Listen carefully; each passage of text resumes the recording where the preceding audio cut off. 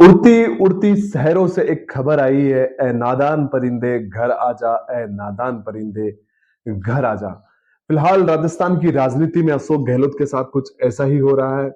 आपने पुरानी कहावत सुनी होगी कि भीड़ में आकर कोई चांटा दे दे और थोड़ी देर में खड़ा होकर बोले कि किसने मारा, किसने मारा। ऐसा ही कुछ राजनीति के अंदर करते हुए दिख रहे हैं माननीय अशोक गहलोत जी, और इसे वो समझते हैं जादूगरी। अन्यथा मैं आप लोगों को बता दूं कि ऐसी चीजों को हम जादूगरी नहीं, सिर्फ आंखों का धोखा कहते हैं। लेकिन आजकल का युवा खुद इतना तेज हो चुका है कि शायद आपकी हर एक चाल, हर एक चीज को समझने लग गया है। इसी का नतीजा देखिए कि राजस्थान में हर एक राजनीति को करीब से देख रहा हर एक युवा, मैं और मेरे जैसे आप सभी लोग जो मुझे देख रहे हैं, सब लोग ये समझते हैं कि किस प्रकार की धूर्त राजनीति इस समय राजस्थान में चल रही है। मैं ही खेलूं, मैं ही बिगाड़ूं, मैं ही सब कुछ करूं।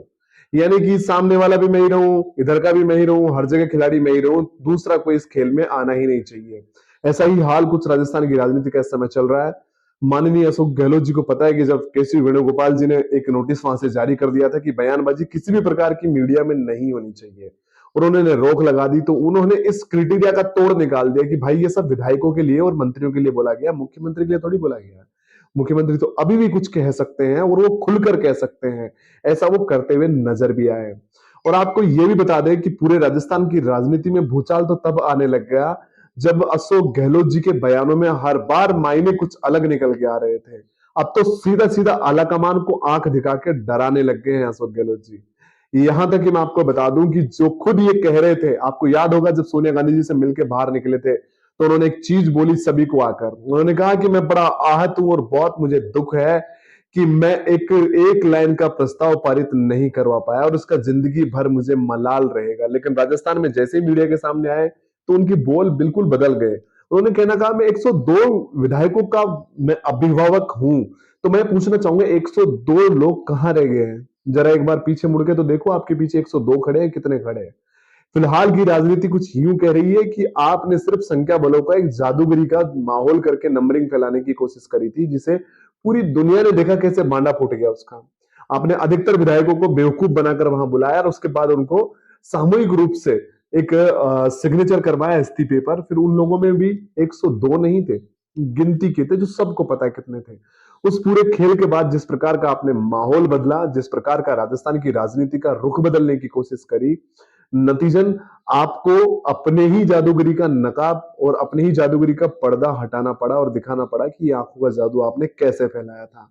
अब उस फैले हुए रायतों को समेटने के लिए आपने सेंटर तक पूरा जोर लगाया, लेकिन अपने फैले हुए रायतों को संभालने में आप कहीं ना कहीं असफल होते हुए नजर आए, जब आपके विधायक बयानबाजी में कुछ ज्यादा ही जल्दबाजी कर बैठे।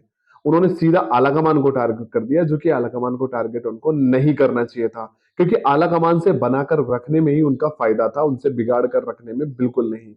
इस प्रकार की धूर्त राजनीति में कब अशोक गहलोत ने अपने 45-55 साल के करियर के अंदर पहली बार अपने ही मुंह की औंधी खाई है, ये पूरी दुनिया देख रही है। अब भले ही सही सचिन पायलट सीएम बने या ना बने, लेकिन एक बार तो दुनिया ने देख लिया कि जादूगरी जादूगरी नहीं थी, आंखों का धोखा था। और वो वहम उनका टूट चुका है लोगों का कि वो जादूगर है, क्योंकि वो जादूगर नहीं है। वो लोभ और प्रलोभन की दुनिया से बाहर निकलकर अगर विधायक देख रहे हैं तो वो खुद भी अपना नाम बेझिझक करके अपने नाम के साथ, वो यानी कि ऐसा नहीं है कि पर्दे के पीछे से, खुलकर अपने नाम के साथ वो लोग बयानबाजी कर रहे हैं और साफ बता रहे हैं कि राजस्थान की राजनीति में कोई भी मुखिया हो, लेकिन अगर अशोक गहलोत है और उसके बाद में कोई मुखिया आता है तो सचिन पायलट ही है। लेकिन अशोक गहलोत जब अपने ही कर्मों से वो पद की हटने की उनकी नौबत आ चुकी है, तो उनके बाद ऑप्शन अपने आप ही एक ही बचता है।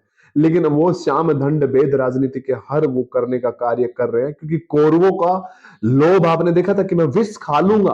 दुर्योधन ने कहा था कि मैं विष खा लूंगा, मैं आत्महत्या कर लूंगा, मैं फंदे पे लटका लूंगा और अपने ही खंजर को अपनी ही छाती में घोंप लूंगा, लेकिन मेरा सिंहासन मैं अर्जुन और उसके भाइयों को नहीं देने दूंगा।